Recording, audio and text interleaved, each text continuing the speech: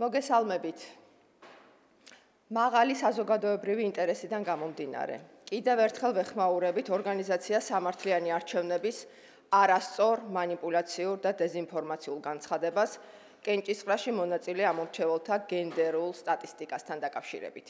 CESCOM ორგანიზაციის მიერ გავრცელებულ ინფორმაციას გუშინვე უპასუხა სამართლებრივ ნორმებზე და რეალურ ფაქტებზე დაყრდნობით, რაც აბსოლუტურად გამორიცხავდა მოსაზრებას, რომ არჩევნების დღეს ქალი და კაცი ამორჩევლების აქტივობის დონეებს შორის სხვაობა აცდენილია ნორმალურ განაწილებას. ამის მიუხედავად, ორგანიზაცია სამართლიანი არჩევნების თავმჯდომარე ნინო დოლიძემ კიდევ ერთხელ მანიპულაციური და არასწორი განცხადება გაავრცელა, თითქოს CESCOM-ს განცხადება მის მოსაზრებებს ადასტურებს. ხაზგასმით აღვნიშნავთ, CESCOM ბრიფინგზე დაადასტურა არა ის გარემოება, რომ არჩევნების დღეს კენჭისყრაში მონაწილე კაც ამომრჩეველთა რაოდენობა ნამდვილად აღემატებოდა ამომრჩეველთა ყველა სახის სიაში რეგისტრირებულ კაც ამომრჩეველთა რაოდენობას, არამედ ახსნა ის გარემოება, თუ რით იყო გამოწვეული ეგრეთ წოდებული ცდომილება კენჭისყრის დღეს წარმოებულ გენდერულ სტატისტიკასა და ამომრჩეველთა აქტივობის წინასწარ მონაცემებს შორის.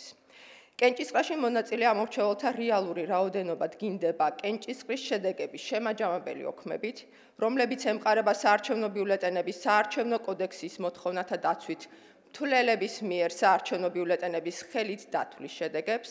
კენჭისყრის დღეს ამორჩეველთა 20 საათის აქტივობა არის წინასწარი მონაცემები, რომელიც იგზავნება საარჩევნო უბნებიდან. არჩევნებში მონაწილე ამორჩევლების შესახებ საბოლოო მონაცემები ფიქსირდება საუბნო საარჩევნო კომისიის კენჭისყრის შედეგების შემაჯამებელ ოქმებში.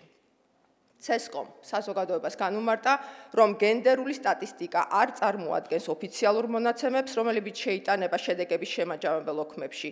აღნიშნულ მონაცემებს ითვლიან რეგისტრატორები, არა საარჩევნო, არამედ მხოლოდ გენდერული სტატისტიკის დამუშავების მიზნით და შესაძლოა დათვლის მეთოდოლოგიისა და გარემოებების გათვალისწინებით მცირედით განსხვავდებოდეს რეალური გენდერული აქტივობისგან, რასაც კონკრეტულ შემთხვევაში ადგილი აქვს მხოლოდ რამდენიმე საარჩევნო უბანზე.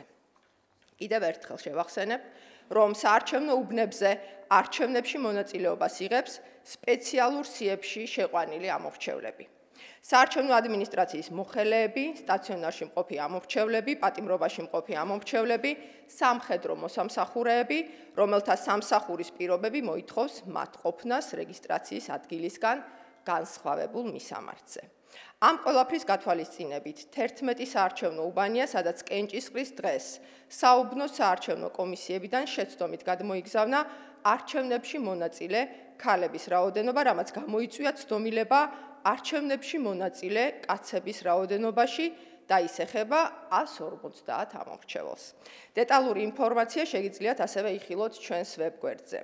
ამასთან გვინდა საზოგადოებას შევახსენოთ, რომ ორგანიზაცია სამართლიანმა არჩევნებმა განაცხადა, რომ მის მიერ 26 ოქტომბრის არჩევნებზე განხორციელებული პარალელური დათვლის შედეგები შესაბამისობაშია CESCOM-ს წინასწარი შედეგების ოფიციალურ მონაცემებთან, შესაბამისად მოვუწოდებთ სამართლიან არჩევნებს არასწორი აღქმების დათესთვის მცდელობის ნაცვლად სრულად გამოაქვეყნოს პარალელური დათვლის შედეგები, რის შედეგადაც საბოლოოდ დასრულდება სპეკულაციები ამორჩეველთა აქტივობასთან, გენდერულ თუ სხვა სტატისტიკასთან და ზოგადად არჩევნების შედეგებთან დაკავშირებით.